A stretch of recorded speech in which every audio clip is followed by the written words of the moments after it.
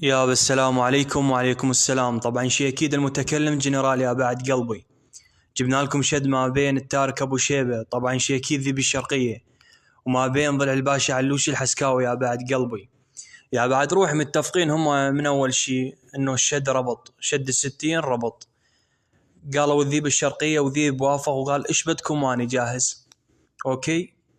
المهم استمروا بالبصمات هنا، شدوا الساعة 12. استمروا يا بعد قلبي. يا بعد روح هنا الباشا علوش، هذا المايك رقم 32 لطش بيه، اسمعوا. الليلة يرضى لي عبد القادر ابن الجحبلاني جمك الليلة وادفع الطيز امك الدفاتر. يا بعد قلبي قال عبد القادر والدفاتر. هنا الحكم قال له استمر ربطان، ما دقق عليها. فيا بعد قلبي استمروا. الشد طول ساعتين من 12 للثنتين. يا بعد روحي.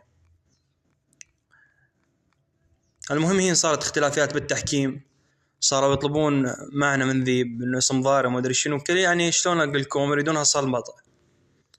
يا بعد روحي. هنا حكم طلع الباشا علوش ابو شلاش اللي من بيجي، قال ما قال عبد القادر والدفاتر، قال شو اسمه القدار والدفتار. يا بعد قلبي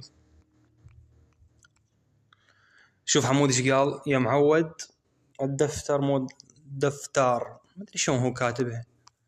المهم استمروا هنا، استمروا يا بعد قلبي.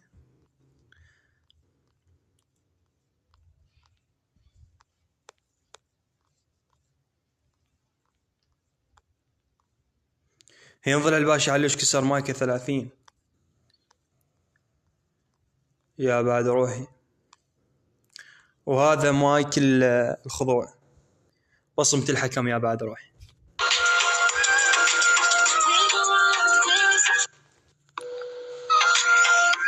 السلام عليكم ورحمة الله وبركاته. اليوم كنا بجروب تحكيم ما بين ذيب الشرقية وما بين ضلع علوش الباشا الحسكاوي، ويعني تم خضوع ضلع علوش الباشا الحسكاوي على ذيب الشرقية بسبب كسر المايك 30 ثانية. وقانون الواتساب يقول تكسر البصمة أكثر من 60، لو أقل من 60 يتم خضوعك أنت موضوعك.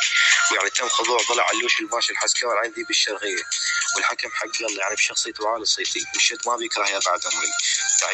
تحياتي لكم يا أبطال ال60. استمر يا وحوش. يا بعد قلبي هنا يقول هو مو لاطش طلع الباشا علوش. خل اشوفكم بس، شوفوا بهذا هم لاطش بمايك. اسمع. ابن الجحبلاني تمك الليلة وسوي وياه أحلى مغامرة. ابن الجحبلاني تمك الليلة وهي بنيشي صارت تقول بالله شنو هذا مغامرة وشنو هذا. وهنا عبد القادر والدفاتر. عبد القادر ابن الجحبلاني تمك الليلة وادفع الطيز امك الدفاتر. يا بعد قلبه هنا الحكم تبع ضلع الباشا علوش قال له لطش خضوع لو نقطه تريدها، قال لا خضوع. هو خضوع، هو لطش يا بعد قلبي، لطش بالمايك 32. وتحياتي لكم، تم الخضوع وانتهى الموضوع. بعد لا تقمز على عمك ذيب.